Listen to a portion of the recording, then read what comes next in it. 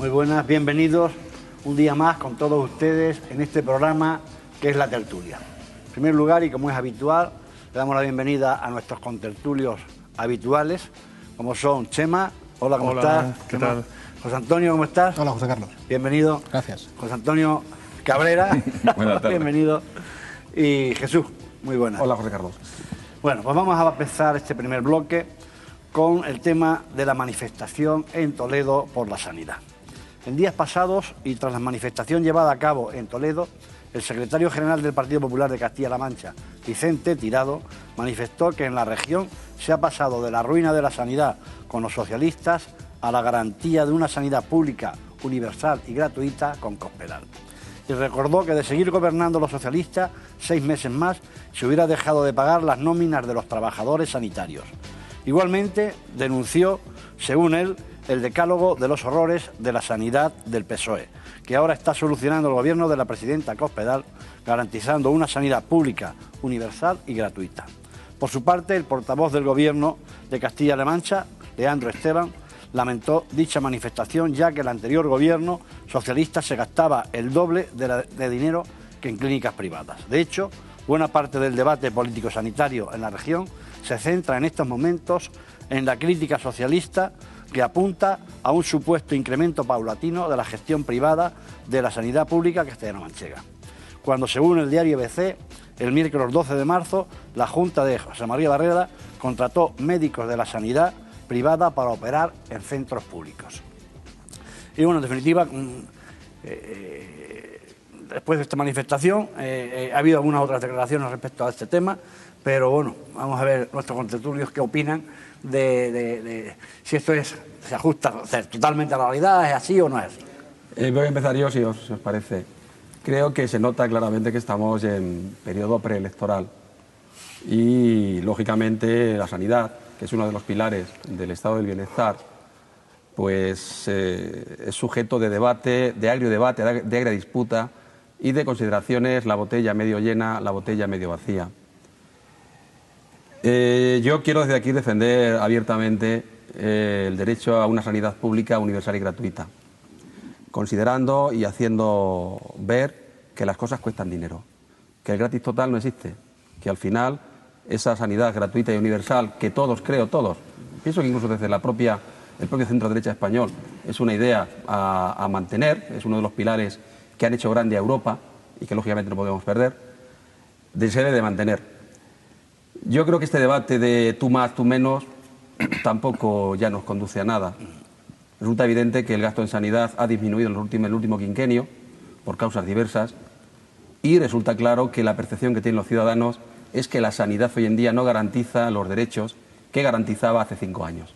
Lo que ocurre que eso es una cuestión a debatir con tranquilidad, con razones y no con exabruptos de que tú más, yo menos.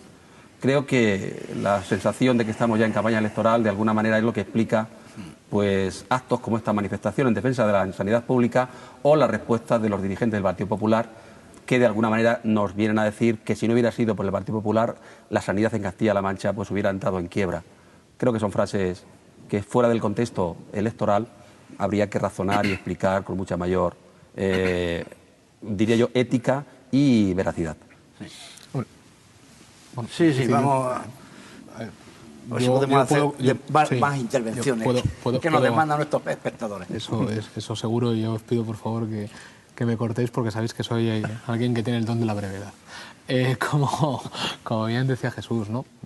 Bueno, yo compartimos evidentemente la idea de que que una sanidad pública es necesaria. Yo creo que desde el Partido Popular y desde el espectro del centro izquierda, el centro derecha, yo creo que en general hay un consenso en que la sanidad pública es necesaria y que es beneficiosa. Yo no comparto que sea un concepto europeo, por una cuestión. El de la sanidad pública se fundamenta generalmente en los países de la vieja Europa, pero no el de la sanidad universal. Eso es un concepto español, al menos hasta donde yo conozco. Es decir, en el resto de países la sanidad no es universal. Esto no es cierto. Quiero decir, hay quien está fuera de la cobertura sanitaria e incluso donde donde se establecen unos sistemas de copago, unos sistemas donde el Estado paga una parte y otra parte está gestionada por las empresas, por los asalariados o por aquellos que tienen una sanidad privada. Hablo de la misma Francia, Alemania y evidentemente los países anglosajones, ¿no? Incluso en Escandinavia, ¿no? Se da en los países donde se supone que hay un nivel de protección social bastante más elevado en el que en el arco mediterráneo, ¿no? Pero una vez que partimos de, posiblemente de estas diferencias de opiniones, yo creo que a todos los ciudadanos somos conscientes o hemos sido conscientes que la sanidad es uno de los pilares y, como bien decía, será un objeto de debate político. Y es lógico. Además, yo entiendo que es lógico. Es decir, es bueno que debatamos sobre ella. Sin acritud, ¿no? Que decía aquel y desde una perspectiva a ser posible menos apasionada, pero bueno, es complicado porque en algunos casos se entiende como una cuestión ideológica. Yo voy a intentar no hacerlo desde esa forma, dar una opinión breve, que siempre que digo esto amenaza y al final... Breve, por favor, recordármelo. Yo creo que hay una realidad, y yo creo que es... no voy a decir lo que soy políticamente correcto, sino es mi opinión. Yo soy usuario, por desgracia, de la sanidad pública con 36 años y tengo la desgracia de tener que hacerme pruebas con cierta frecuencia, ¿verdad? O asiduidad. Bueno, yo es cierto que hace 2 años se notó una incidencia del reajuste de la organización del SESCAM y del Sistema Sanitario de Castilla-La Mancha, donde había una serie de citas que se daban a cierto tiempo. Ahora, luego, si queréis, entramos a la desviación de cosas. Hace 3 días tuve que pedir una nueva cita y esto que antes se fue a tiempo tenía solamente 3 meses de lista de espera. Hablo de una ECO, el sistema de rayos, y nos advertían, o a mí me advertían, que era donde había algo más o había algo de lista de espera, que el resto de las especialidades iban prácticamente al día y dentro de la Ley de Garantías Sanitarias que, si no me equivoco, aplicó y abordó el Partido Socialista. Bueno, es decir, y todo esto sin tener que derivar servicios a la sanidad privada, o concertar servicios, sino, reajustando lo que había y ajustando el presupuesto que hay en este momento, que es cierto que se ha racionalizado porque había algunas partidas que eran bastante irracionales, ¿no? Bueno, yo creo que en el fondo, como tú dices, hay mucho debate político y poco debate técnico. La idea primera está clara, vamos a José Antonio. Lo que se ha dicho aquí es que estamos hablando de un tema de la sanidad que es precisamente un tema que es sensible para todo el mundo, absolutamente para todo el mundo. De un modo u otro, todo el mundo tenemos que recurrir a la sanidad alguna vez. Y aquí realmente lo que se discute es la gestión de 2 modelos, un modelo público y un modelo privado. Esa es en el fondo la discusión. Yo creo que no. Yo creo que ese es en el fondo la discusión. La cuestión está los argumentos de cada uno para decir que uno u otro son menos onerosos o, digamos, mejor gestionables o mucho más eficientes. Yo, por ejemplo, os podría leer una noticia de hoy de la Comisión Europea que dice que Bruselas pone en duda los beneficios de las privatizaciones sanitarias en España. He dado una serie de datos sobre el por qué la Comisión Europea no da como sugerencia el hecho de que pueda entrar, o sea, que una sanidad pública o una sanidad privada pueda ser más eficiente que una sanidad pública. Sería mucho más largo y no es la intervención para eso. Pero sí hay una cosa que sí me gustaría apuntar con este tema. Realmente, si una sanidad funciona o no, si la sanidad pública funciona o la sanidad privada funciona, eso es una cuestión de percepción de los ciudadanos. Y obviamente, en la actualidad hay una cosa, los ciudadanos sienten que la sanidad, digamos que ha perdido bastante el nivel del que tenía antes. Hay 1000 ejemplos, desde un copago o personas que están con enfermedades crónicas que muchas de ellas no pueden pagar sus medicamentos. Algo está ocurriendo. O sea, repito, podemos estar hablando sobre la mejor gestión o no, pero en el fondo los que tienen que dar la respuesta son los ciudadanos y la percepción que ellos tienen sobre la sanidad. Y creo que la percepción que ellos tienen es que la sanidad, en Castilla-La Mancha en particular, no solo en particular, porque en toda España los ciudadanos perciben que la sanidad pública está perdiendo un nivel que tenía antes. Por ponerte un ejemplo, el Hospital de Toledo. En el Hospital de Toledo se han cerrado camas y estas Navidades se han visto, y en el mes de enero, cómo se han visto superados por las circunstancias y donde han ocurrido algunos decesos que deberían explicarse o que la gente, o que el ciudadano quiere que se expliquen. Todo ese tipo de historias es imposible ¿cómo diría yo?, de intentar justificar con una mejor o peor gestión económica. Estamos hablando de salud. Ahora, si queréis matizáis sobre ese punto, por Chema nos diga... Yo quería comentar las palabras que ha dicho Jesús al principio. Vamos a ver, todas esas manifestaciones no son realmente, yo no las entiendo en el mismo contexto que decías tú. Yo creo que las manifestaciones de Vicente Tirado corresponden a personas que han tenido que hacerse cargo de una responsabilidad enorme en unas circunstancias muy difíciles, ¿no? Y de ahí vienen esas manifestaciones. Y yo quiero recordar, porque es que no ha pasado ni hace 2 años y medio, ¿no?, cuando el Partido Popular se hizo cargo de la Junta de Comunidades, pues quiero recordarlo porque es que tenemos que saber de dónde venimos. De pronto se encontraron, no sé si eran 165.000 facturas en cajones sin contabilizar. Eso llevó a una deuda que la mayoría era sanitaria y que nos va a llevar 25 años pagarla. O sea, hasta el 2037 no vamos a acabar de pagar todas aquellas facturas que no estaban contabilizadas. O sea, la situación era terrible. Y os quiero también recordar un dato importante. En el traspaso de poderes, un consejero cercano a nosotros le preguntó a los representantes del Partido Popular qué hospitales iban a cerrar. ¿Qué hospitales iban a cerrar? Porque el sistema no se sostenía. Y entonces está claro que si aquellas elecciones las hubiese ganado el PSOE, pues algún hospital de los 15 que tenemos en la región y los 6 que tenemos en la provincia de Ciudad Real, pues hubiese cerrado. Eso no ha ocurrido, no se ha cerrado ningún hospital. Y también, pues, por ejemplo, cuando se tomó posesión el consejero, el presupuesto de aquel año, que eran los primeros días de julio, o sea, que tenía que estar aproximadamente en la mitad de gasto del presupuesto, ¿no? Bueno, pues el consejero, que estuvo aquí fechas posteriores en Puerto Llano y tuvimos ocasión de hablar con él, nos contaba amargamente que cuando él tomó posesión el 86% del presupuesto estaba agotado. No tenía dinero ni para pagar las nóminas del personal del SESCAN del año 2011. O sea, la nómina de diciembre ya no tenía dinero para pagarla. Entonces, de ahí vienen las manifestaciones que hacía Vicente Tirado y el sufrimiento que han tenido para intentar sacar adelante todo el proyecto, ¿no? Finalmente no se ha cerrado ningún hospital. Las farmacias, los pobres farmacéuticos que estuvieron meses sin cobrar y que hay que reconocerlo una y otra vez, porque muchos de ellos tuvieron que recurrir a endeudarse para poder dar y seguir manteniendo el servicio público de farmacia, ¿no? Y lo hicieron y al final, bueno, pues en estos momentos creo que a la presidenta Cospedal le han dado un premio Historias de Atrás, porque la Comunidad de Castilla-La Mancha es la que mejor paga de todas las comunidades autónomas de España a los farmacéuticos.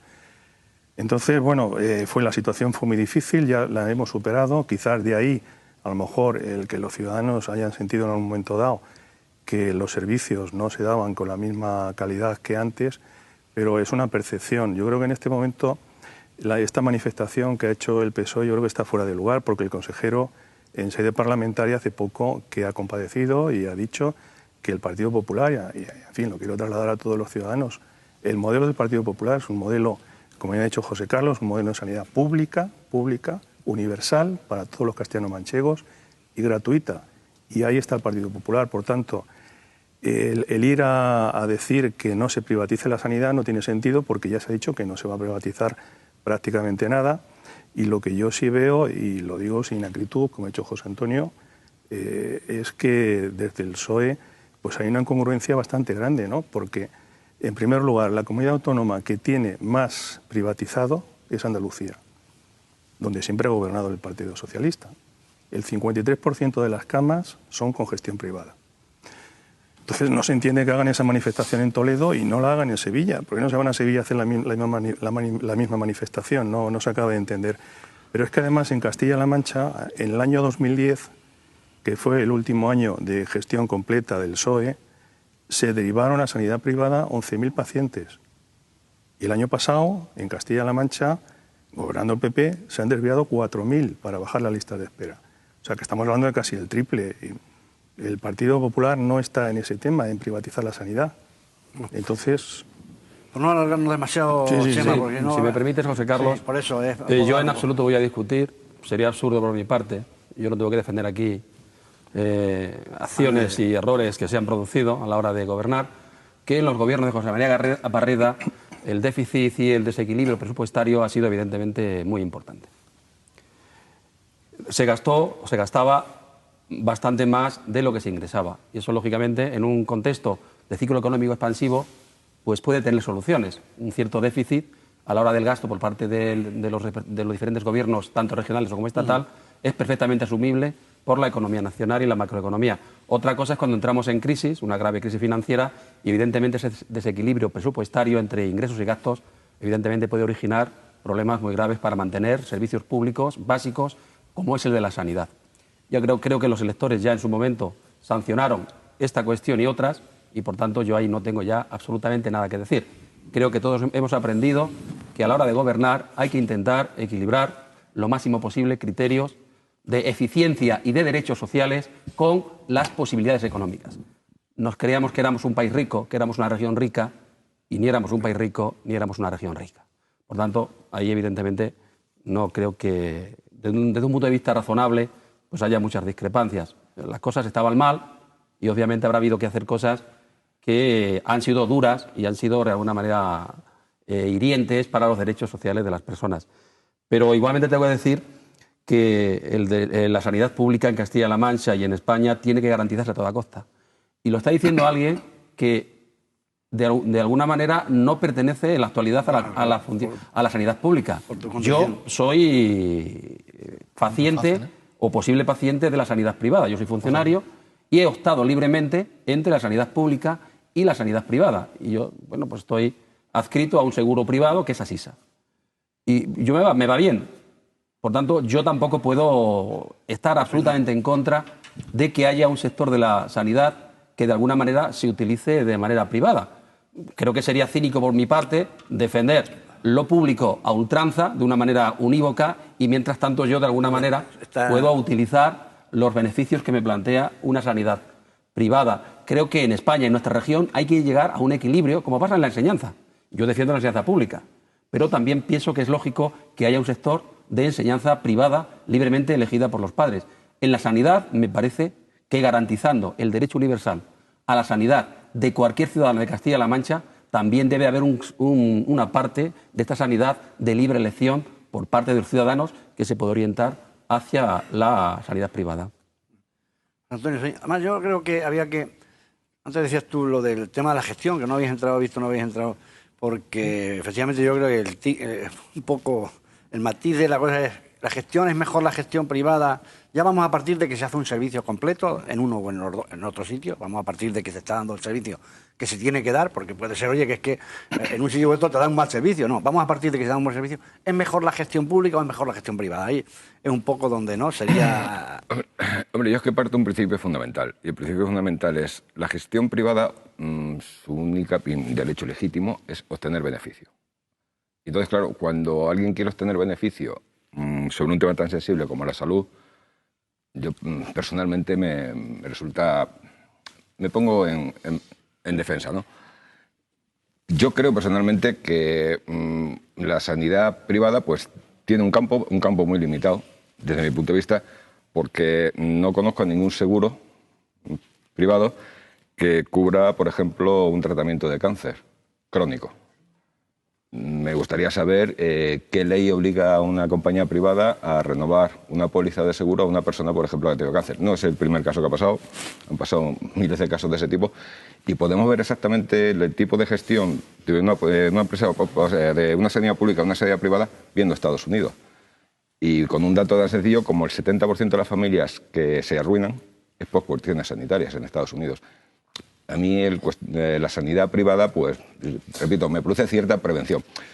En cuanto a la gestión, lo que he dicho antes, parte del principio que quiero obtener beneficios. Y a mí obtener beneficios sobre la salud y la enfermedad, pues no es una cosa que me resulte muy... Yo en esto no me cuadra. Ojo, se nota que Jesús y yo nos enmarcamos en un espectro bastante gris, ¿no? Un poco más rosita o un azul más claro, ¿no? Si lo quieres decir así, ¿no? Es decir, compartimos, y además yo creo que esto es positivo y es el día a día, ¿no? Que se pueden tener posiciones ideológicas a lo mejor que hay quien la entienden diferentes, pero que se comparten otras posiciones, ¿no? En cuanto a lo que decía, ¿no? Que decir, yo estoy más que decir en un modelo de gestión, diríamos, concertada, porque a mí yo evidentemente soy un defensor y firme defensor de la libre iniciativa empresarial de cualquier persona, y que se facilite la libertad empresarial y para poder ganar dinero en cualquiera de los sectores, en cualquiera, incluido el de la sanidad. pero tiene que existir la libre ventura del ciudadano de poder ponerse en manos de una sanidad privada, como bien se ha dicho. El problema es que, bueno, que en ocasiones no te permite, quiero decir, por el sistema que tenemos, la libertad de yo coger mi cheque, de lo que yo aporto, de lo que a mí me tocaría y destinarlo donde yo quiero. Bien, si fuera así sería magnífico, porque además se garantiza la sanidad, bueno, universal, la sanidad gratuita para todos los ciudadanos, y ya no solo los ciudadanos, sino para todos aquellos que habitan en un territorio, que es lo que, si no me equivoco, es lo que dice la legislación actual, pero que me permitieran, bueno, poder acceder, o mi cheque, mi trocito de lo que yo aporto, poder llevarlo al seguro médico o donde quiera, o yo, que tengo esa opción de poder ir a un seguro médico, he optado por quedarme en la sanidad pública, porque, insisto, creo que ahora mismo, bueno, la situación es diferente, quiero decir, es diferente, y el modelo de gestión, además, cuando decimos es mejor o es peor, bueno, son distintos. Es decir, son distintos, además, por un sentido, porque se habla de la externalización de los servicios como el gran demonio, ¿eh? Evidentemente, la externalización de servicios sanitarios en ocasiones provoca que haya una bajada del gasto y con una misma calidad, como tú dices, ¿vale? Pero yo me planteo, cuando se demoniza la externalización de servicios a clínicas privadas, oye, aquello ya ahora es cuando me pegarán mañana, los profesionales del sector sanitario. Aquello de las peonadas, ¿qué era? Quiero decir, esto de profesionales de la casa, pagarles fuera de horas, trabajos extras, ¿es externalizarlo? Bueno, pues si al final el coste es más o menos parecido, quiero decir, porque los recursos siguen siendo del Estado, porque ¿quién mide cuál es el coste real de una intervención dentro de la sanidad pública con todos los recursos, no solamente lo que cuesta el médico que la hace, o un médico, bueno, o mejor dicho, el mismo médico cuando va a su clínica privada y tiene la compatibilidad y hace esa misma operación, que también se dan casos, ¿no? Bueno, es decir, al final yo creo que muchas veces tenemos un problema de gestión. Tenemos un minuto y medio para, si quiere, un minuto escasamente para... Yo, José Carlos, sobre la pregunta que acabas de hacer, yo soy partidario de la sanidad pública, sin duda. Lo que pasa que no estoy en contra de la sanidad privada siempre y cuando sea para determinadas cuestiones, como para, por ejemplo, para bajar lista de espera, ¿no? Si la sanidad pública no puede dar solución a todos los casos que se plantean, y no podemos tener personas pendientes de una operación, una intervención quirúrgica 3 meses, 6 meses. O sea, el ciudadano lo que quiere es que se le atienda. Y le da igual que se le atienda en Santa Bárbara, que se le atienda en la clínica Capio o que se le atienda en la Virgen de Gracia. Quiere una atención correcta e inmediata. Sí, que puede ser en la pública, pero la gestión es mejor que sea pública, porque la sanidad pública nunca va a desestimar casos determinados porque no le sean rentables. Entonces, tenemos que hacer todo lo que se pueda con sanidad pública, incluso mejorar, como se ha hecho en Castilla-La Mancha el año pasado, la lista de espera, utilizando los excelentes profesionales que tenemos en nuestra estructura sanitaria, y yo creo que la gestión tiene que ser pública. Y cuando el sistema esté colapsado porque haya demasiada lista de espera, pues hombre, ahí tenemos la sanidad privada, podemos pagarla, pues si podemos pagarla, hagámoslo. Muy bien, yo creo que está lo suficientemente claro por parte de todos, así que nos vamos a ir un minuto a publicidad y volvemos enseguida con ustedes.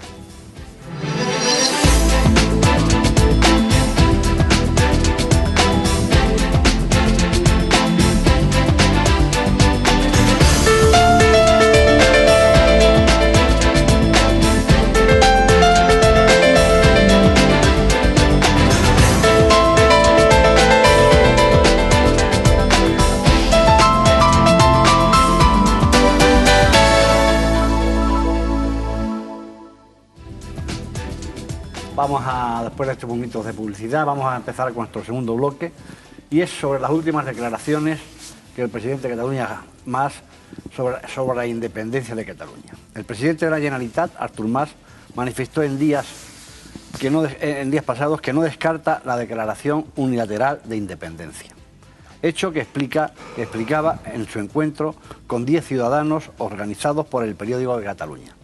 Y a preguntas de los ciudadanos, Mas ha asegurado que el proceso soberanista no está rompiendo la convivencia en Cataluña, pero sí la pondrá en peligro no permitir la consulta a los catalanes, porque eso es lo mismo que negar su existencia.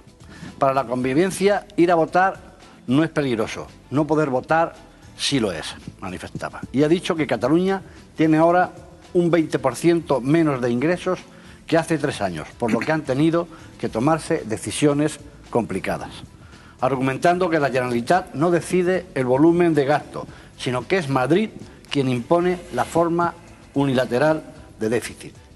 Entre tanto, el presidente de Esquerra Republicana de Cataluña, Oriol Junqueras, le pedía a Mas que no especulara con escenarios alternativos.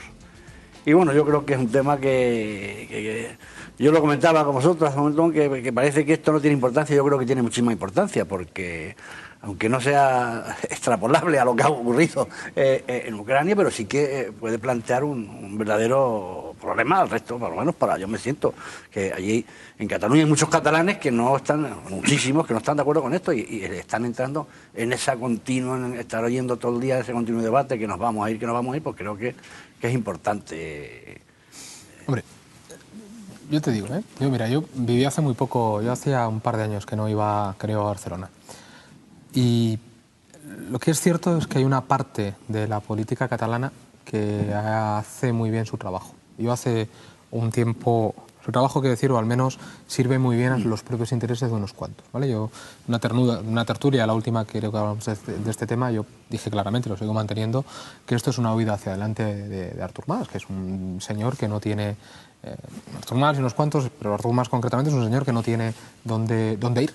O sea, una vez que en noviembre no se celebre el referéndum, convoque elecciones, las pierda y vuelvo a decir, yo espero que por lo menos pueda tener opción de gobierno Convergencia y Unión y no las gane Esquerra Republicana, tendrá que dejar de ser presidente, porque ya no será el líder mesiánico que aparecía haciendo el Cristo delante de las masas en las anteriores carteles electorales, y no tendrá dónde ir. Si no tendrá dónde ir, porque además ni la familia Pujol le va a coger en su seno, porque cada día le queda menos donde hacer negocio, ni posiblemente nadie le quiera recibir dentro de sus empresas porque será un apestado. Y al final es una huida hacia adelante, es decir, es lo único que me queda. Y tan es una huida hacia adelante como que mucha gente de su propio partido y de esa coalición no le está respaldando, como el propio Duran y Lleida y alguna otra gente, ¿no? Pero yo decía que han hecho bien su trabajo porque de 2 años que yo no iba a Barcelona a la que fui hace prácticamente un mes, el número de banderas esteladas que había colgado de los balcones en una de las grandes avenidas, en la Diagonal, a mí realmente me sorprendió mucho, ¿eh? Y se lo preguntaba a un taxista que iba con no sé si era un valiente o a lo mejor alguna cosa un poco más peligrosa, que iba con una bandera, creo que constitucional, tengo alguna duda, española en el coche el taxista, ¿no? Además le pregunté y el hombre me puso mala cara, pero el tío habló bastante mal de la situación. Yo me resulté incómodo, ¿no? Pero el tío hablaba con cierta libertad diciendo que, bueno, pues que estaba ocurriendo aquello, ¿no? Que había surgido en mucha gente que no tenía ese sentimiento nacionalista, sí, porque se les había alimentado en parte el España ons roba, ¿no? O sea, que aquí somos unos ladrones el resto de los ciudadanos, ¿no? Y tú en tu intervención lo decías. Cataluña no puede fijar su techo de gasto. Hombre, ni Castilla-La Mancha, ni Extremadura, ni Valencia. ¿Cuál es el techo de gasto que tiene Cataluña? A lo que diera. O sea, a lo que diera. ¿Qué más da? Si ya trincaremos o no trincaremos, pero a lo que dé, porque es la única forma que tenemos de sostener, pues algo que en mi opinión es pues algo absolutamente ficticio, ¿no? Más allá de lo que es la identidad nacional cultural, quiero decir que en esto también lo hemos hablado alguna vez, yo creo que no es discutible que hay una diferencia cultural y hay una nación cultural, que es un concepto de politología que a lo mejor es un poco complejo, desde luego, explicar ahora. ¿El futuro o a dónde llegará con esas declaraciones? Pues, insisto, yo lo veo complicado. Mi opción, me reafirmo en lo que dije, y vuelvo a que me echarán los cristos, que se vote como en Quebec, pero el referéndum lo organiza el Estado. Porque ¿con qué se va a votar? ¿Con qué censo quiere votar? ¿Cómo quiere organizarlo? Para que salga, evidentemente, lo que propone el organizador. Claro, lo que ha pasado. Oiga, no, eso es un pucherazo. Si tú claro, coges nada más que una parte, lógicamente sale un 90%. Eso es un pucherazo. ¿Y cuál es lo que a mí me da? Bueno, no sé si me da susto, pero creo que no hay que menospreciar, como tú decías, algunas cosas. Hay una gente que se llama Asamblea Catalana o Asamblea Nacional Catalana, que son estos que organizaron aquella cadena, que es cierto que sacaron muchísima gente a la calle, que ya han dicho que si hay que declarar la independencia unilateral, se hace. Perfecto, y espero que luego después vendrá el Valdalán y todas estas cosas, ¿no? Y que van a ir a tomar los aeropuertos y las fronteras. Me parece una pero una barbaridad en la convivencia. O sea, van a hacer lo que los prorrusos, salir a tomar las bases militares, a tomar el Prat, a ponerse en las pistas para quitar a los controladores, a los mozos de escuadra hacerlos guardia republicana. Bueno, el problema de esto para mí es que, bueno, pues hay quien está comprando un discurso que, insisto, es una cuestión de supervivencia de una serie de señores de una casta concreta, y no hablo de los políticos, hablo de unos señores concretos, y bueno, pues hay quien lo compra y además es un discurso fácil. José Antonio. Sí, perdón. Porque si no... Sí, ¿hablas tú o...? Empiezo yo. Yo parto de la base, lo mismo es una opinión muy radical, que todo nacionalismo se fundamenta en cierta xenofobia. Parto de esa base, o sea, todo nacionalista de un modo u otro se siente superior al otro. Y en el caso de los catalanes me parece además paradigmático. Y han utilizado, creo que históricamente, también es otra suposición mía, creo que han utilizado históricamente lo que se ha dado en llamar el nacionalismo arancelario. Es una continua tira y afloja donde la solución al problema siempre era más recursos. Claro, hace 2 o 3 años, bueno más, 4 o 5 años, llegamos a un punto de crisis donde los recursos son limitados. Y, por ejemplo, recuerdo una anécdota de un amigo mío, valenciano catalán, hablando sobre los niños y tal. Y ¿Valenciano o catalán? Valenciano catalán, porque es que, entre los nacionalistas te encuentras personajes muy curiosos, ¿sabes? Incluso entre los valencianos, porque hay valencianos que defienden que el valenciano no es un idioma, sino que es el catalán. Es este tipo de personas. Por eso lo decía. Pues yo decía valenciano catalán. Y bueno, la anécdota era que estamos hablando sobre el colegio de los niños, y salió el tema, digo, no, pues a mi hija se le pagaban los libros de texto. Claro, saltó y dice, bueno, y allí en Castilla-La Mancha, ¿por qué se hace eso? Claro, mi respuesta me la puso muy fácil. Dije, básicamente porque no tenemos 800 emisoras emitiendo en catalán, ni 12 televisiones emitiendo en catalán. Así que los recursos que no nos gastamos en eso probablemente puedan ir destinados a la educación de los niños. Claro, esa es la cuestión. O sea, yo repito desde el principio, parte de la base que todo nacionalismo me parece un poco xenófobo. Y en este caso creo, estoy de acuerdo contigo, que se les ha ido la frenada. Se les ha ido la frenada mucho. Y encima, en la situación que está viviendo Europa, con los últimos acontecimientos, va a tener un grave problema Artur Mas, y los que van a salir beneficiados mucho, me temo, es precisamente el sector más radical del nacionalismo. Eso es lo que me temo. Sí.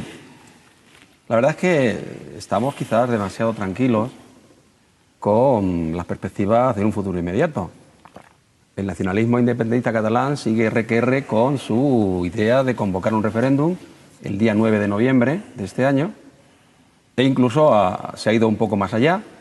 Ante la imposibilidad de convocarlo, el presidente de la Generalitat, como hemos comentado aquí, como has comentado tú, amenaza con una declaración unilateral de independencia para los primeros meses del año 2015. Y como se ha dicho muchas veces, y aquí parece que no pasa nada. Y yo creo que el asunto tiene su gravedad, porque atenta gravemente a las bases de la convivencia de los españoles por muchos motivos. El caso de Cataluña, lógicamente, hay que mirarlo con mucha atención y con mucha preocupación, porque puede ser una llama que de alguna manera prenda también en otros territorios de nuestro país. Para que obviar y olvidar que también tenemos otras zonas que son muy sensibles al tema territorial y al tema independentista. El nacionalismo catalán en los últimos meses, de alguna manera, se está viendo arropado por el proceso de referéndum que se va a producir en Escocia y que ha sido objeto de un acuerdo entre el gobierno británico y las autoridades escocesas, que han autorizado, el gobierno británico, que se celebre ese referéndum y que se puedan hacer campañas a favor y en contra de ese referéndum.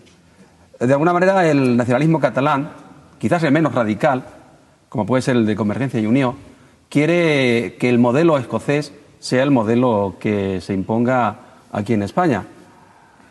Pero evidentemente eso no va a ser posible, por muchas razones. Primero, porque nuestra Constitución lo prohíbe. En segundo lugar, Gran Bretaña no tiene una Constitución escrita, se basa en el derecho consuetudinario, el derecho de las costumbres y las tradiciones. Escocia fue reino hasta el siglo XVII y tuvo reyes. Cataluña, como mucho, ha sido un condado, bien bajo el control de la monarquía carolingia francesa o bien bajo el control de la corona de Aragón. Nunca ha sido reino. Por tanto, no hay ninguna tradición histórica que de alguna manera avale ese derecho histórico a hacer una consulta mediante referéndum o a declarar unilateralmente la independencia. Yo creo, aunque al presidente Rajoy se le está tachando de ser demasiado tranquilo, demasiado parsimonioso, que evidentemente el Estado español, nuestro gobierno actual, aunque no lo hayamos votado algunos, tiene que tener un plan B y un plan C. Desde luego tiene que tener los instrumentos legales y jurídicos y también de la propia violencia legítima, y quiero que se me entienda, del aparato del Estado para poner fin e impedir que eso se pueda producir.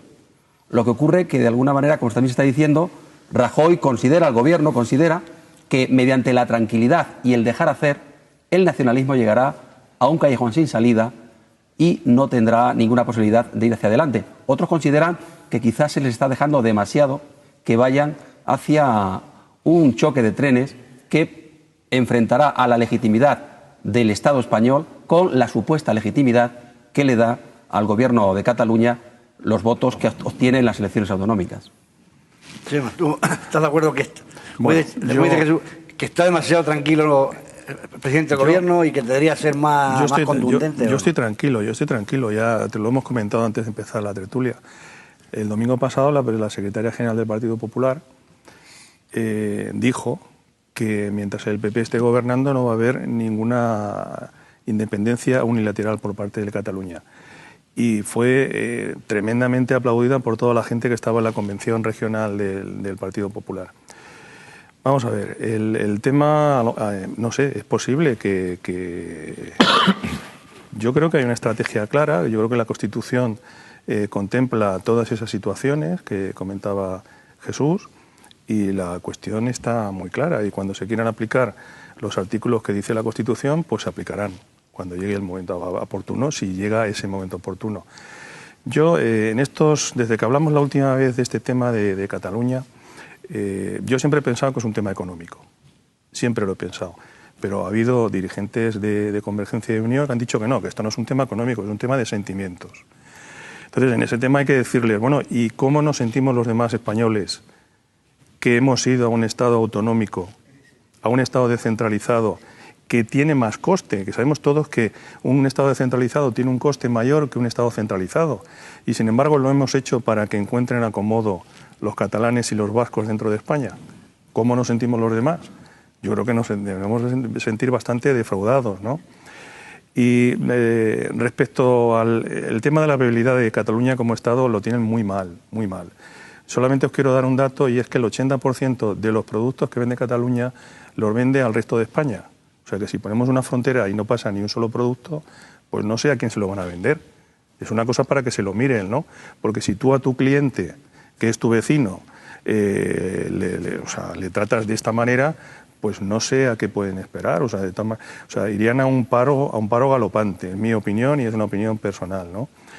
Y realmente yo creo que lo que está detrás de todo esto es que ellos quieren otro sistema fiscal, y quieren un sistema fiscal que sea parecido al sistema de los vascos y de los navarros. Yo creo que esa es mi opinión personal, y creo que es lo que está detrás de todo esto.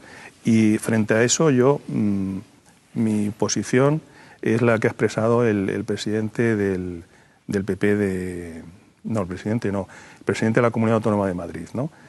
Yo, aunque Jesús seguramente tendrá datos y podrá rebatirnos de todo el tema foral navarro y del tema de los vascos y toda esta historia, yo no entiendo que hay que mirarlo desde el punto de vista del ciudadano. No puede ser que un ciudadano pague más impuestos si vive en un sitio o si vive en otro. Si somos todos españoles, al final tiene que haber una armonización de impuestos, y no lo que pretenden en este momento, creo yo, lo que está pretendiendo más, que es irse a un sistema donde pague menos impuestos, sino que los impuestos que se paguen sean iguales para todos.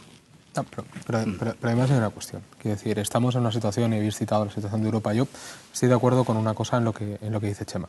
Esto es un tema económico, pero lo vuelvo a decir lo que he dicho antes. Es un tema económico, pero no es un tema de que sea mejor ni peor para los ciudadanos de Cataluña. Es un tema de que es un nacionalismo arancelario. Para mí es un nacionalismo victimista, porque siempre es pobres que nos están robando, pobres que no nos dan el dinero suficiente, y es el discurso que vende y cala en la ciudadanía de vosotros vivís mejor porque lo pagamos nosotros, pero al final es un tema de pasta, es un tema económico de unos cuantos. Y al final es un tema económico de unos cuantos que utilizan ese discurso para sostener la viabilidad de un partido político concreto que sea convergencia. Tú le quitas la parte nacionalista, la dejas en la base, bueno, que vayamos con esto, pero se han dado cuenta que perdían votos porque Esquerra estaba haciendo esa venta.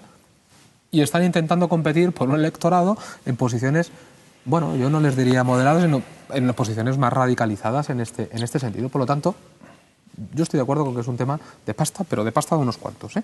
No, bueno, y si no, vuelvo a lo mismo. Le puede preguntar a los hijos de Pujol, ¿no? Quiero decir, si esto es rentable o no es rentable ser nacionalista, tener a papá 20 años gobernando en una comunidad autónoma, ¿eh? Después de haberse llevado la pasta de un banco, estas cosas que hacemos en este país todavía que también incluye a Cataluña. La situación europea, que la estáis citando, y decía Chema, ¿por qué pagamos más impuestos en un territorio que en otro?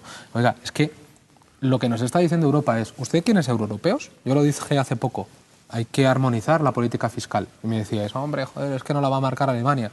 Bueno, pero esto es, ¿queremos comprar el gorrino entero o nos queremos quedar solamente con el jamón? Bueno, la política fiscal, Europa nos está diciendo, y le está diciendo al gobierno español, al que sea, al que toca, al Estado de España, al Estado español le está diciendo, oiga, va a tener que devolver todo el dinero que usted ha obtenido de más porque tiene unos aforamientos y tiene unos conciertos específicos en Navarra y en el País Vasco. Bueno, y yo vuelvo a lo mismo, ¿eh? Entremos también con la situación fiscal irlandesa y demás, ¿no? Pero si estamos en ese marco en el que Europa nos está diciendo que no estamos yendo en la vía de la construcción europea, Cataluña no puede aspirar a entrar en esa misma situación, ¿no? Además, se encuentran en un problema distinto, y también lo habéis citado. Hace unos meses, cuando empezó este run-run y este discurso y esta bravata de vamos hacia adelante a ver hasta dónde llegamos, que yo creo que al final es vamos a forzar el escenario, y además Oriol Junqueras lo ha dicho muy claro, se lo ha dicho muy claro, taxativo, que al final el que medio parece que manda es este, ¿no? Le ha dicho más, usted no puede cambiar el discurso, no hay más escenarios. El único escenario que le interesa es que recontempla es, si no hay referéndum en elecciones, ¿qué es lo que usted ha dicho? ¿Por qué? Porque las va a perder. Y ya las ganaré yo, y eso a mí ya sí que me da un poco más de susto, porque, bueno, veremos por dónde sale la historia, ¿no? Y más también ha sido muy claro. Dijo, yo fui a conversar y a negociar con el presidente Rajoy, a que me diera más dinero. Cuando me dijo que no, me eché al monte. Ostras, oiga, es que me parece que es la obligación, en este caso, el presidente del gobierno, decirle por qué a usted más y por qué no a otros, ¿no? Y acabo. La situación que se le está planteando es, podía tener a lo mejor algún país dentro de Europa que podía estar un poco más cercano por aquello del sentimiento y tal, la cuestión nacionalista. Pero después de la situación de Crimea, lo único que le está diciendo toda Europa es, no os canteéis, que volvemos a romper la unidad de Europa y después de aquello no podemos apoyaros en esta situación. Algún país, me refiero a Malta y alguna gran potencia europea. Antonio, porque... Quería apuntar una cosa sobre el tema de las élites. Estoy de acuerdo contigo en que este es un problema que han creado las élites, pero han provocado un problema aún mayor, que es que una gran parte de la ciudadanía, y eso no podemos negarlo, de la ciudadanía catalana ha comprado ese mensaje. No, os lo he dicho desde el principio. Ese es el verdadero problema. O sea, el problema que no es en el que te encuentran... Claro, es muy fácil. No es una cuestión de que unas élites hayan decidido, sino que haya gente, haya ciudadanos que vayan detrás de esas élites para conseguir ese objetivo. Y eso es lo que me parece peligroso. Pero es la Coca-Cola, es muy fácil comprarlo, ¿eh? Es muy fácil comprarlo. Ahora la cuestión está, que es una cosa, yo sí me planteo, que no sé si ese escenario lo han pensado ellos. Y claro, si ellos se legitiman sobre su derecho a poder decidir, supongo que los que estén en contra también se legitimarán en su derecho a poder decidir. Y romper territorialmente. Claro, es que se plantea un escenario que a mí me resulta bastante chusco. Supongamos que un pueblo, una capital, Tarragona, salga una mayoría de gente que no quiere, no quiere la secesión. ¿Qué ocurre? ¿Tarragona tiene el derecho legítimo a secesionarse con el mismo marco jurídico que están utilizando ellos?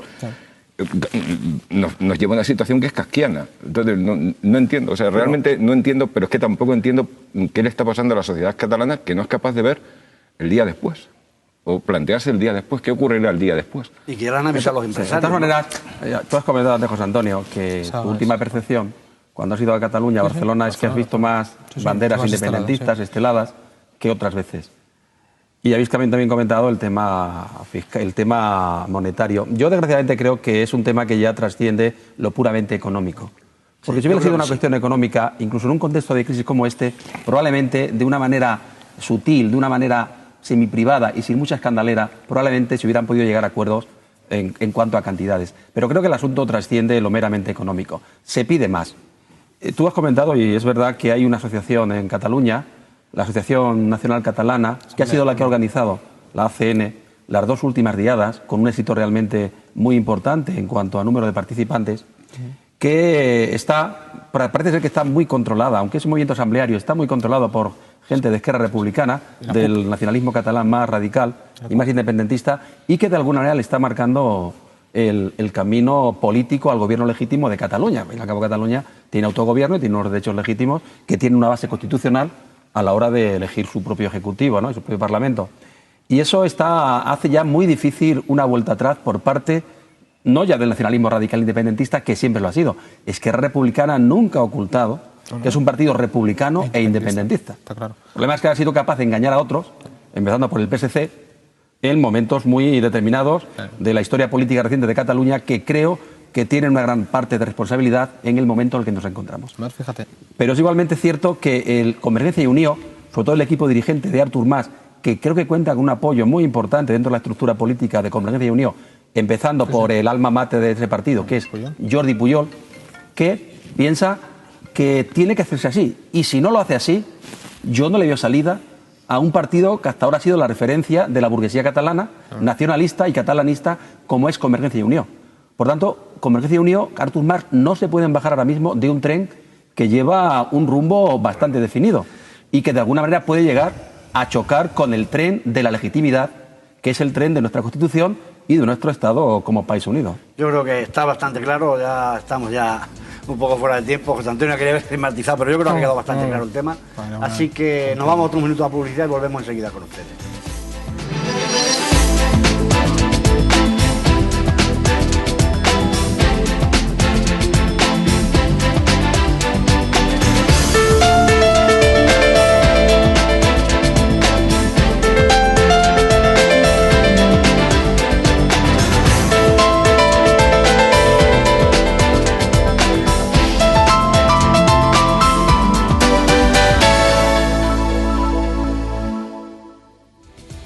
De nuevo con ustedes en este último bloque vamos a abordar un tema que ha estado debatido estos días de atrás, como es el indulto, y queremos abordar también desde aquí, desde Más Televisión.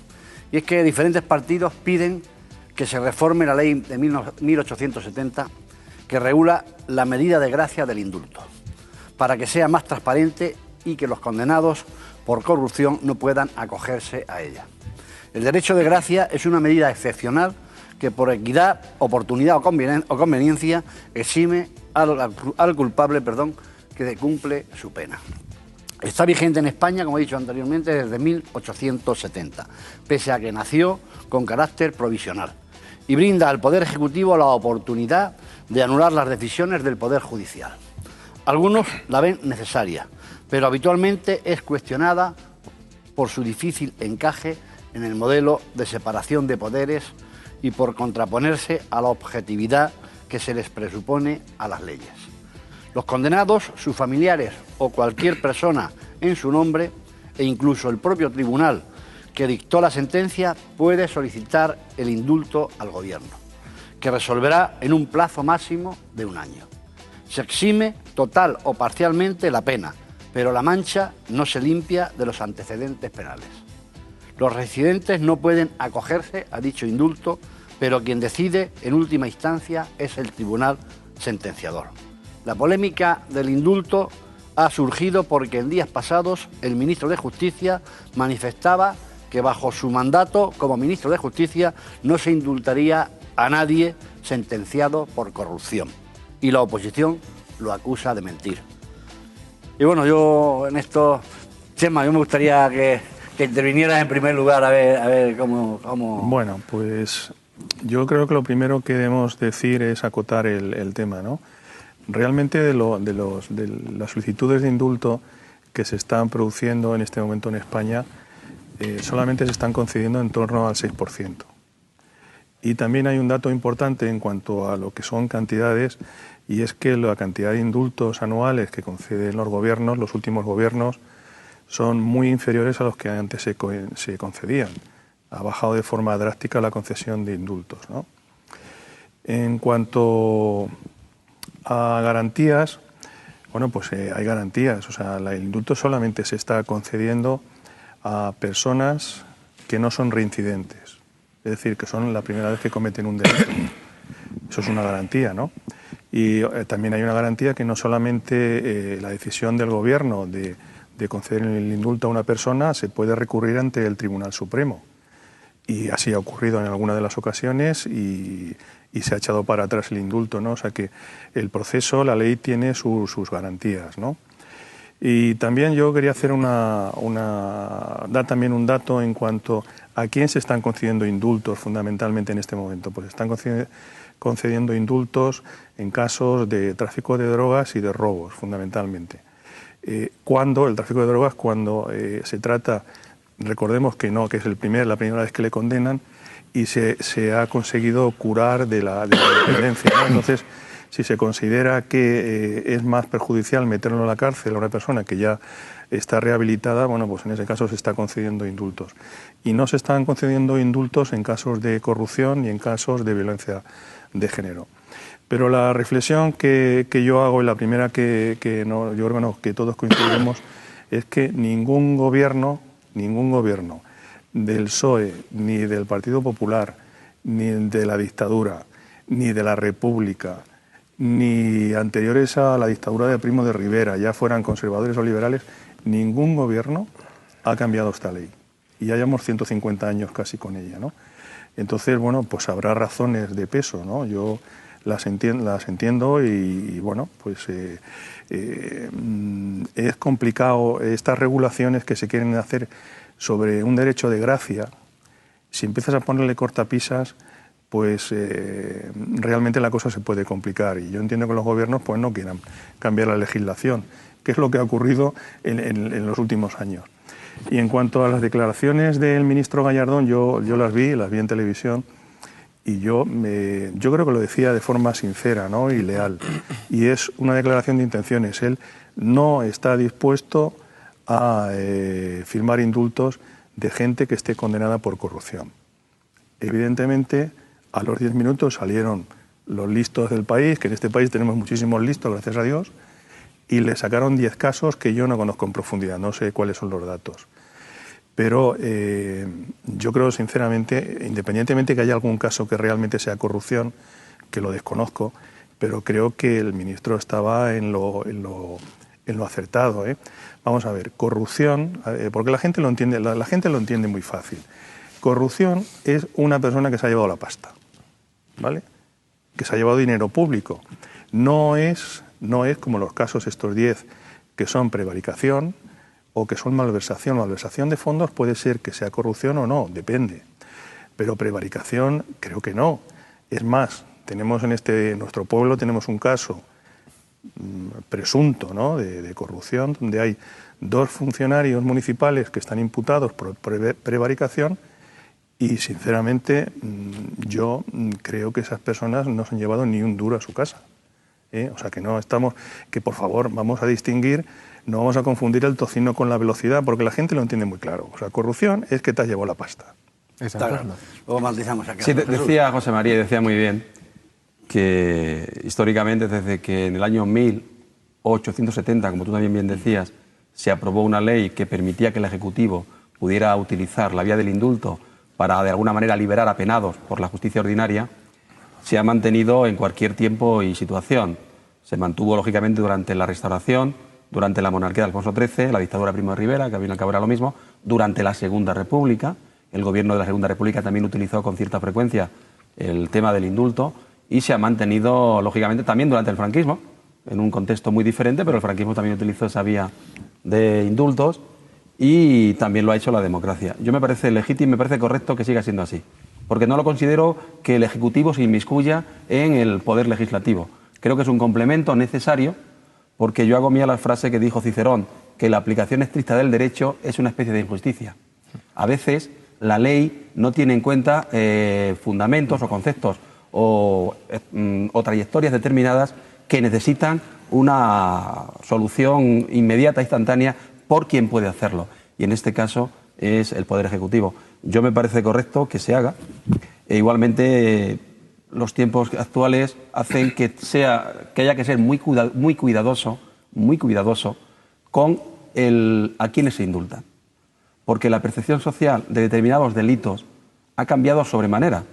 Por ejemplo, os quiero poner un ejemplo, permitidme la reiteración.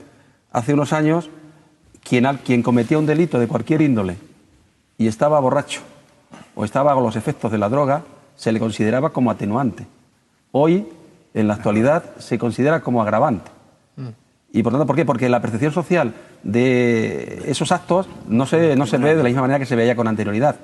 Por tanto, evidentemente, lo decía también Chema, que la sensibilidad social está muy en contra hoy en día de que el gobierno, cualquier tipo de gobierno, utilice la vía del indulto para indultar a condenados por delitos de corrupción financiera.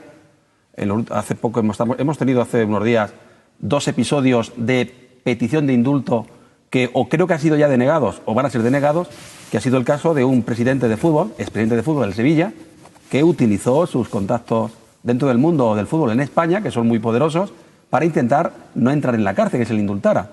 O el caso de un extorero, que ha tenido mucho protagonismo en la prensa rosa y en la actualidad lo sigue teniendo, que ha sido condenado en firme por un accidente de circulación que originó una muerte. Se ha demostrado que iba bajo los efectos del alcohol, aunque él lo ha negado, y hoy en día la ciudadanía ahí no ve motivos para que el gobierno del PP o el gobierno que fuere, intervenga. En otros casos yo creo que es legítimo, y me parece muy correcto, que el gobierno, el ejecutivo de turno, se guarde esa posibilidad de utilizar el indulto en casos, pienso que de naturaleza social, perfectamente asumibles por la ciudadanía. Antonio.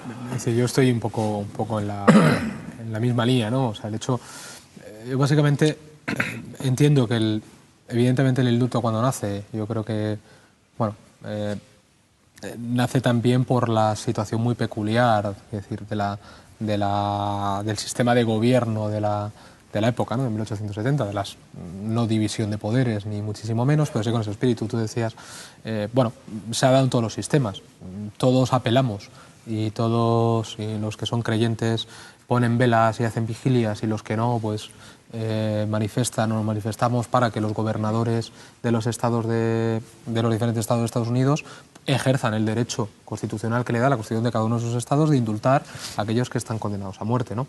Bueno, es decir, es una facultad que yo creo que se entrega al poder ejecutivo, y yo lo quiero ver como para que pueda enmendar algunos de los errores que, como bien decís, puede provocar el legislativo y el propio ejecutivo. Donde decíais del cómo se aplica la ley, ¿no? Yo he podido conocer algún caso en el que algún juez ha dicho, sin reconocerlo públicamente, evidentemente, porque esto no pueden, pero la sentencia que estoy emitiendo sé que es absolutamente injusta. Pero el legislador dice esto, y yo no puedo contravenir en España, es decir, no se interpretan las leyes, se ve y se casa con lo que dice la legislación. Entonces, bueno, hay veces que el Ejecutivo tiene, es lento o no hace o no puede corregir, lo hemos hablado aquí en más de una ocasión, la ley y puede apelar, es decir, a una injusticia, lo que puede ser una injusticia, y por eso le da la posibilidad al Tribunal Supremo y al propio tribunal que ha dictado esa sentencia a que la interprete y que pueda levantar la mano y decir, oiga, está usted intentando, como en alguna ocasión se ha intentado también en este país, ¿no? Como bien decías por ahí, en alguna ocasión por el propio gobierno, otros gobiernos, de intentar dar mangancha en el indulto en casos muy, muy particulares en los cuales el propio Estado estaba involucrado, le han dicho, oiga, mire, no, porque, bueno, pues esto no hay y habrá recursos en este sentido, ¿no? ¿Modificar esa ley o no? Bueno, es decir, no soy jurista y me imagino que es unas modificaciones muy técnicas. Alberto Ruiz Gallardón, que para mí es un político, siempre ha sido un político de referencia, pues a lo mejor no tuvo el día más acertado en ese momento, pero yo digo lo que dice Chema. Yo creo que las afirmaciones que las realiza de la forma más sincera que en ese momento y con los datos que tiene, y luego son, bueno, pues los posibles matices, ¿no? Que también, como bien dice Chema, bueno... Pero también, enseguida te digo, José Antonio, yo creo que él se estaba pensando, cuando estaba hablando, en los casos que decía Jesús. Sí, sí, no, o sea, los estaba casos de hablando gente que ha mancado. del presidente del Sevilla, Exacto. en fin, estos casos que son mediáticos y que están en la mente de todos. No estaba pensando en un funcionario de un pueblecito pequeño que se le condenó por prevaricación. Yo estoy convencido que eso es así, ¿no? Y pues en ese contexto hizo esas declaraciones. Y me parece muy bien, ¿eh? O sea, me parece muy bien que esté pensando que esas personas que son conocidas, son famosas y que han cometido delitos, posibles delitos de corrupción, pues que no se les vaya a dar un indulto. Antonio. Yo parto de la base de que el concepto de indulto y la figura jurídica tiene un papel, como estáis apuntando todos, un papel que se puede asumir en el sistema jurídico. Lo que ya no veo tan claro con el tema del indulto es la excesiva arbitrariedad con la que se puede ejercer esa prerrogativa. Creo que una solución sería no renunciando al indulto, pero sí hacer una especie de reglamento en el que estuviese perfectamente definido cuáles son los casos o las circunstancias donde se puede aplicar ese indulto. Y me parece que la que hay ahora, o sea, esa definición que hay ahora de indulto es un poco ambigua en el sentido de que ahí caben desde una persona drogadicta que se ve obligado por su drogadicción a robar y que después de 8 años ha rehecho su vida y tiene familia, y cabe también, creo recordar a Francisco González, la mano derecha de Botín, un banquero. Sí, esa es la línea roja. Entonces, yo creo que el problema está no en la figura del indulto, sino en cómo esa figura se tiene que clasificar y organizar, porque si no la arbitrariedad es tan alta que, de hecho, el indulto se ha utilizado a lo largo de toda la época. No olvidemos que una amnistía no es más que un indulto general. Se ha utilizado esa figura, pero incluso una amnistía política, lo cual parece absolutamente razonable. No es en sí la figura, sino el uso que se hace de ella. Creo que es lo que le chirría a una parte de la ciudadanía. Como bien dice José Antonio, y perdona que se interrumpa, evidentemente un poquito hay que intentar reglamentar lo más ajustado posible a derecho que la utilización del indulto por parte del gobierno, el que sea, pues cumpla unos estrictos comportamientos éticos y aceptados por la ciudadanía. Porque evidentemente ha habido casos de indulto donde el escándalo social ha sido manifiesto, ¿no? Yo recuerdo ahora mismo, hace unos meses, seguramente os acordaréis, una señora que se había encontrado una tarjeta de crédito y que la utilizó para comprar básicamente alimentos en un supermercado, y que al final, lógicamente, la descubrieron y que la condenaron. Y si no hubiera sido por el indulto del gobierno, esa señora, madre de hijos, con hijos y encima en paro, hubiera ido directamente a la cárcel. Entonces, en estos casos, absolutamente nadie discute el derecho legítimo del gobierno a, de alguna manera, sin incumplir el Código Penal, por lo menos permitir que ese hecho manifiestamente, por alguna manera justificable, pues tenga una solución inmediata. Otra cosa, como apuntaba José Antonio, y apuntamos casi todos, bueno, apuntamos absolutamente todos, es que hay delitos o hechos que no se sostienen desde un punto de vista de legitimidad ética a la hora de aplicar un indulto. Creo que la línea roja en la actualidad, los tiempos y las percepciones cambian, lo comentábamos antes, está en delitos de corrupción financiera y política, en donde hoy en día absolutamente, prácticamente nadie puede compartir que un gobierno, el que sea, pueda utilizar esa vía del indulto. Habría que reglamentarlo. Lo que pasa es que sería complicado una reglamentación que al 100% cumpliera todas las posibles eventualidades que se podrían presentar en este tema. Claro, pero a ver, fíjate, que si yo incluso, y sé que lo que digo no es popular, pero es decir, apuntaba Chema, el hecho de que dos personas famosas por el hecho de tal, evidentemente que no puedan hacer ejercicio o presión mediática para que, como aquello de Lola Flores, ¿no? Lo de me dieres la peseta, yo lo pagaba todo. Vale, efectivamente. Pero tampoco lo contrario. Quiero decir, el hecho de que por el hecho de que sean famosos, evidentemente son dos casos muy sangrantes, ¿no? Y uno de ellos, además, es poco apropiada la definición, ¿no? Porque hubo una muerte y además un intento de ocultación y bueno, pues algo más complicado. Pero el hecho de que sean famosos tampoco los puede eximir. Quiero decir, evidentemente siempre es complicado cuando se están jugando con o cuando se está diciendo sobre la vida y el futuro de seres humanos, que en el fondo es así, bueno, pues situaciones tan graves y tan difíciles como mandar a alguien a una reclusión penitenciaria, donde efectivamente tiene que haber una rehabilitación, pero también está demostrado que en algunos casos pues esa rehabilitación es todo lo contrario, ¿no? Es decir, que hay quien entra alguien, bueno, pues con una situación vital medio resuelta y sale con la vida absolutamente destrozada porque evidentemente cometió un delito, pero ahí volvemos otra vez a la situación del sistema judicial que se arrastra de tiempo, porque esto también ha ocurrido muchas veces, ¿no? En la que se juzga a una persona y se la condena hasta que luego tienen que entrar en prisión después de 5 o 6 años o el proceso que ha habido en ese tiempo, ¿no? Entonces, bueno, yo insisto, que posiblemente las líneas rojas tienen que existir, pero efectivamente hay un verdadero problema. Y el problema lo apuntabas tú, que es la ética. Y el problema ¿cuál es? Que la ética colectiva es muy complicado conveniar. De reglamentar. Que cada uno tenemos una moral, que eso es lo complicado. Y muy pocos tenemos una ética común. De hecho, en España no solamente el Ejecutivo indulta. Dentro de unos días veremos cómo hay en algunas ciudades españolas que las cofradías de Semana Santa tienen también la legitimidad de indultar a determinados presos. ¿Ves? Ahí ha perdido una magnífica oportunidad el ministro Gallardón de eliminar una injerencia de algo que no es un poder dentro del Estado para eliminar la potestad de que la Iglesia puede indultar a nadie. Correctamente en algunas ciudades donde esta tradición, que se remonta ya a muchas décadas, incluso a siglos, de indultar a presos condenados por motivos relacionados con el tema de la Semana Santa, ¿no? Ocurre en Málaga, ocurre en Fuengirola y ocurre en otras ciudades españolas. Y yo creo que eso me parece positivo.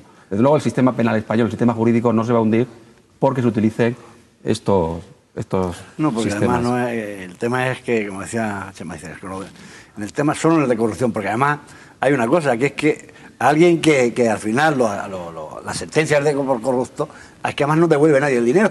Entonces eso jamás lo va a admitir el ciudadano. O sea, claro, porque dice, es que no es solamente que no devuelve ninguno. Una solución sería quitar esa prerrogativa al Ejecutivo y dársela a un órgano de nueva creación, como existe en Estados Unidos, que sería como un gran jurado de ciudadanos. Y que sea la percepción pública. José Antonio, para nosotros. Sí, pero es que yo es que siempre prefiero que sean 6 los que tomen la decisión a que no la tomen la decisión uno solo. No, si lo toman los ministros, que son sí, ya, pero es un cuerpo, es colegiada esa decisión. Lo propone el ministro de Justicia. Lo propone el ministro de Justicia, pero es colegiada la decisión, tienen que tomarlo unánimemente. Yo preferiría que fuesen los mismos ciudadanos. De hecho, en la legislación española existe la ley de jurado.